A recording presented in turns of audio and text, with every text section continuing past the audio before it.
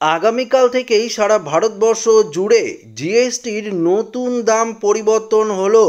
কি কি জিনিসের দাম কমলো এবং কি কি জিনিসের দাম বাড়লো এই ভিডিওটিতে আপনাদেরকে একদম ডিটেলসেই জানিয়ে দেব। তো অবশ্যই ভিডিওটিতে আপনারা প্রত্যেকেই প্রথম থেকেই শেষ পর্যন্ত সঙ্গে থাকবেন। তো বন্ধুরা, আপনারা এই মুহূর্তে অন স্ক্রিনে দেখতে পাচ্ছেন জিএসটির নতুন হার 22 সেপ্টেম্বর থেকে কার্যকর হবে, অর্থাৎ আগামীকাল থেকেই কার্যকর হবে। এই পরিবর্তনগুলি সরাসরি পরিবারের বাজেটের ওপর প্রভাব ফেলবে। জিএসটি কাউন্সিল 12% এবং 28% স্ল্যাব থেকে অনেক প্রয়োজনীয় পণ্য এবং পরিষেবা বাদ দিয়ে 5% এবং 18%-এর স্ল্যাবে রাখা হচ্ছে। এর ফলে অনেক জিনিস সস্তা হয়েছে এবং অনেক জিনিস ব্যয়বহুল হয়ে উঠেছে।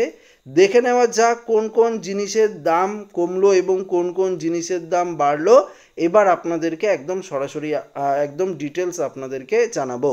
তো দেখতে পাচ্ছেন যেসব জিনিসের ওপর জিএসটির হার কমানো হয়েছে সেই বেশ কিছু জিনিসের দাম এখানে রয়েছে। তো সম্পূর্ণ লিস্ট আপনাদেরকে জানাবো, তো একটু ধৈর্য সহকারে দেখবেন। স্বাস্থ্য পরিষেবা এবং শিক্ষা খাতের প্রয়োজনীয় বেশ কিছু জিনিসের দাম কমতে চলেছে। জীবনদায়ী ওষুধ, স্বাস্থ্য সম্পর্কিত পণ্য এবং কিছু চিকিৎসা সরঞ্জামের ওপর কর হ্রাস করা হয়েছে। এগুলির ওপর জিএসটি 12% এবং 18% থেকে কমিয়ে 5% বা 5% করা হচ্ছে। বই এবং শিক্ষার সঙ্গে যুক্ত উপকরণ বা পণ্যের ওপর জিএসটির 12% এবং 5% থেকে কমিয়ে দেখতে পাচ্ছেন যথাক্রমে একদম 5% বা 0% করা হচ্ছে। অর্থাৎ বই ও শিক্ষার সঙ্গে যুক্ত যে উপকরণগুলো রয়েছে, খাতা কলম থেকে শুরু করে সমস্ত কিছু কিন্তু জিএসটি একদম তুলে দেওয়া হচ্ছে। কৃষি কাজের সঙ্গে যুক্ত পণ্য ও সারের ওপর জিএসটি 12% এবং 18% থেকে কমিয়ে 5% করা হচ্ছে। তো বুঝতেই পারলেন কৃষকদের জন্য এটি একটি দারুণ সুখবর, কেননা কৃষিকাজের সঙ্গে যুক্ত যে পণ্যগুলো রয়েছে এছাড়াও সার সমস্ত কিছুর দাম কিন্তু অনেকটাই এবার কমবে। বীজ এবং ফসলের ওপর কিছু কৃষি উপকরণের ওপর জিএসটি 12% থেকে কমিয়ে 5% করা হচ্ছে। তো বুঝতেই পারলেন বীজ এবং ফসলের ওপরও কিন্তু দাম কমবে। খাদ্যপণ্য এবং দৈনন্দিন উচ্চ চাহিদাযুক্ত বেশ কিছু জিএসটির দেখতে পাচ্ছেন বেশ কিছু জিনিস জিএসটি সংস্কারে সস্তা হচ্ছে। যেমন সস্তা হচ্ছে বিভিন্ন দুগ্ধজাত পণ্য।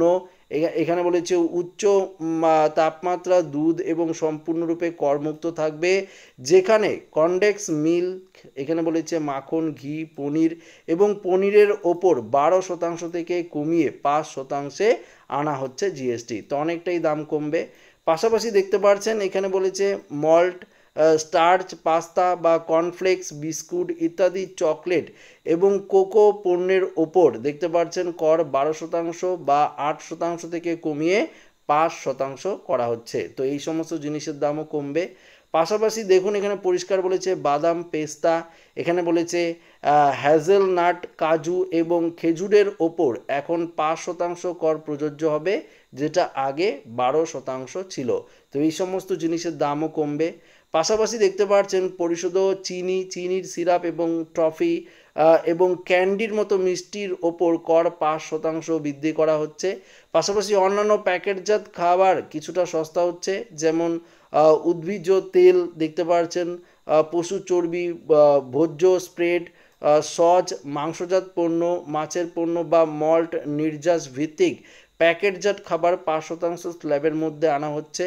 নোনতা মুখরোচক খাবার, ভুজিয়া এবং এই রকম খাবারের জন্য প্রস্তুত পণ্য যেমন রোস্টেড চানাবাদাম, প্যাকেটজাত এবং লেবুযুক্ত পণ্য 18% থেকে কমিয়ে 5% করা হচ্ছে। তো এই সমস্ত জিনিসের দামও কমবে।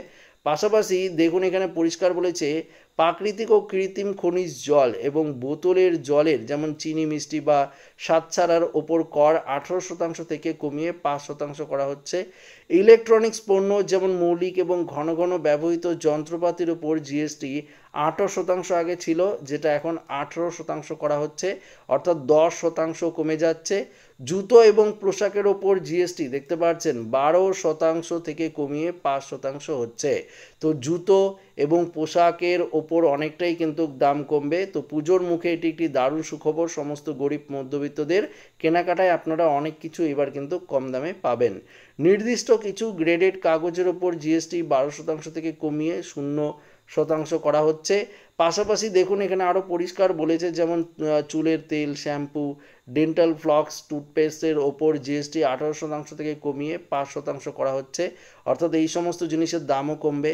নবনায়ন জ্বালানির পণ্য জিএসটি 12% থেকে কমিয়ে 5% করা হচ্ছে। অন্যদিকে নির্মাণ সামগ্রী ও কাঁচামালের ওপর জিএসটি 12% থেকে কমিয়ে 5% করা হচ্ছে। ক্রীড়া সামগ্রী এবং খেলনার জিএসটি যেখানে 12% আগে ছিল, সেটা কিন্তু 5% করা হচ্ছে। অর্থাৎ দেখতে পাচ্ছেন আপনারা ক্রীড়া, ধরুন ক্রিকেট, ফুটবল থেকে শুরু করে আরও যে খেলাগুলো রয়েছে, সেই সমস্ত আপনারা যদি সামগ্রী কেনেন তাহলে কিন্তু অনেকটাই আপনারা কম দামে পাবেন। বাচ্চাদের খেলনার জিনিসের দামও অনেকটাই কমে যাবে। চামড়া, কাঠ বা হস্তশিল্পের পণ্যের জিএসটি 5% স্ল্যাবের আওতায় আনা হচ্ছে।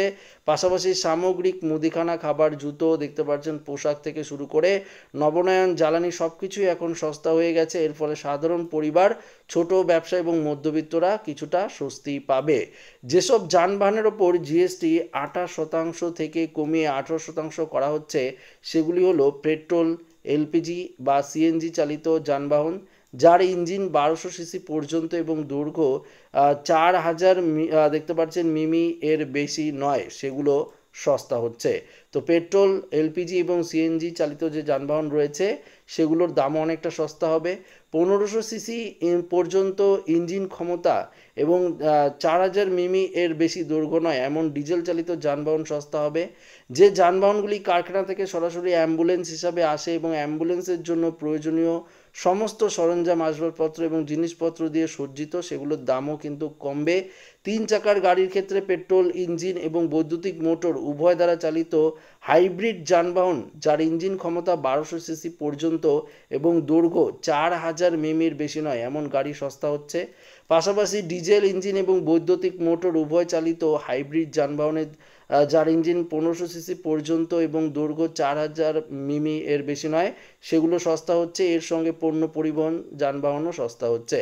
যেসব যানবাহনের ওপর 5% জিএসটি আরোপ করা হচ্ছে, সেই তালিকায় রয়েছে ব্যাটারি এবং হাইড্রোজেন চালিত গাড়ি। এখন বৈদ্যুতিক এবং হাইড্রোজেন চালিত গাড়ির 12% এর পরিবর্তে 5% করা হচ্ছে, অর্থাৎ বৈদ্যুতিক গাড়ির ক্ষেত্রে আপনারা অনেক টাকাই কিন্তু দাম কম পাবেন।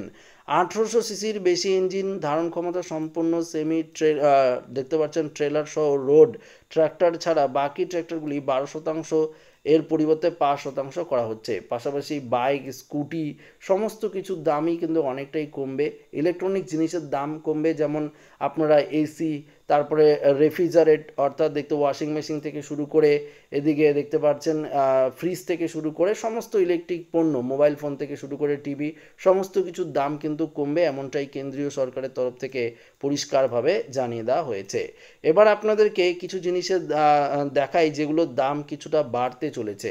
দেখতে পাচ্ছেন অনেক কিছু ছাড় দেওয়া হয়েছে, তবে এরপরেও কিছু পণ্য পরিষেবা এখনও উচ্চতর করের আওতায় থাকবে। যেমন কয়লা, যা আগে 5% হারে কর ধার্য ছিল, এখন 18% হারে কর ধার্য হবে, অর্থাৎ অনেকটাই বাড়বে। এর ফলে কয়লা ভিত্তিক শিল্পের খরচ কিন্তু অনেকটাই বৃদ্ধি পাবে। পাশাপাশি দেখতে পাচ্ছেন এখানে বলেছে পান মশলা, গুটখা, সিগারেট, চিবানোর মতো তামাক, জর্দা, কাঁচা তামাক এবং বিড়ির ওপর বর্তমান উচ্চ জিএসটির হার এবং ক্ষতিপূরণ শেষ দেখতে পাচ্ছেন বকেয়া শেষ ঋণ পরিশোধ না হওয়া পর্যন্ত অব্যাহত থাকবে। এই পণ্যগুলো এখন লেনদেনের মূল্যের পরিবর্তে খুচরো বিক্রয় মূল্য আরএসপি অনুযায়ী মূল্যায়ন করা হবে, যার ফলে নিয়মগুলো আরও কঠোর হবে। চিনি, মিষ্টি বা স্বাদযুক্ত সমস্ত পণ্যের ওপর কর 28% থেকে 40% পর্যন্ত বাড়ানো হচ্ছে। প্রিমিয়াম এবং বিলাসবহুল পণ্যের ওপরও নতুন 40% কর ধার্য হচ্ছে। যেমন এর অর্থ হলো সিগারেট, প্রিমিয়াম মদ এবং উচ্চমানের গাড়ির ওপর কোনো কর ছাড় থাকবে না। এখানে বলেছে আমদানি করা বুলেট প্রুফ বিলাসবহুল সেডান শুধুমাত্র বিশেষ ক্ষেত্রে যেমন রাষ্ট্রপতি সচিবালয় কর্তৃক অর্ডার করা যানবাহনের ক্ষেত্রে ছাড় দেওয়া হবে। নির্দিষ্ট প্রাঙ্গণে পরিচালিত রেস্তোরাঁগুলি আর 18% করের সঙ্গে আইটিসি বেছে নিতে পারবে না। অর্থাৎ এক্ষেত্রে কর সাশ্রয় উপায়টি বন্ধ করে দেওয়া হয়েছে। নতুন মূল্যায়ন নিয়ম কিছুটা দেখতে পাচ্ছেন কিছু লটারি এবং মধ্যস্থতাকারী পরিষেবার ক্ষেত্রেও প্রযোজ্য হবে। এর ফলে তাদের ওপর করের বোঝা একই থাকবে বলে আরও বৃদ্ধি পেতে পারে। তো বুঝতেই পারলেন লটারি থেকে শুরু করে আরও জিনিসপত্রগুলো রয়েছে, বেশ কিছু জিনিসের দাম কিন্তু এবার বাড়তেও চলেছে। যেটা আগে 18% ছিল সেটা 40% করা হচ্ছে, 28% যেটা ছিল সেটা কিন্তু 40%, 45% এই হারে কিন্তু জিএসটি আরোপ করা হচ্ছে। তো আশা রাখবো ভিডিওটি প্রত্যেকের ভালো লেগেছে। ভিডিওটি ভালো লাগলে লাইক করবেন, বন্ধুদের সাথে শেয়ার করবেন, নতুন হয়ে থাকলে চ্যানেলটিকে সাবস্ক্রাইব করে নেবেন। ধন্যবাদ।